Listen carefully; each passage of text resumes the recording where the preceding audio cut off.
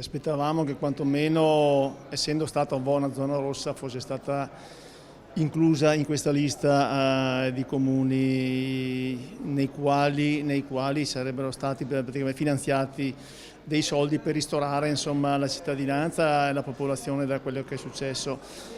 Non è successo, la Regione Veneto non è riuscita a entrare. L'ho vissuto sulla sua pelle con i suoi 3.300 cittadini. Vo, comune isolato per 15 giorni da un cordone sanitario garantito 24 ore su 24 dall'esercito e dalle forze dell'ordine. Il ricordo è fresco, l'esclusione dei fondi stanziati dal governo per le zone rosse della penisola, che ha visto il Veneto escluso, fa male. Stiamo aspettando per vedere se succederà qualcosa, se a livello governativo ci sarà qualche ripensamento. Noi stiamo attendendo, ci sentiamo esclusi, e a torto esclusi da questo ristoro per il nostro comune. Stiamo a vedere se sarà preso qualche. Tutti pensano che il Veneto si arrangi da solo.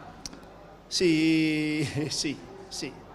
Sono ancora convinto che il Veneto si possa rialzare da solo, ingiustamente, ce la faremo, ma ritengo che questa non sia stata qualcosa che possa, diciamo, aiutare noi veneti in una situazione di crisi come quella che abbiamo vissuto, che stiamo vivendo.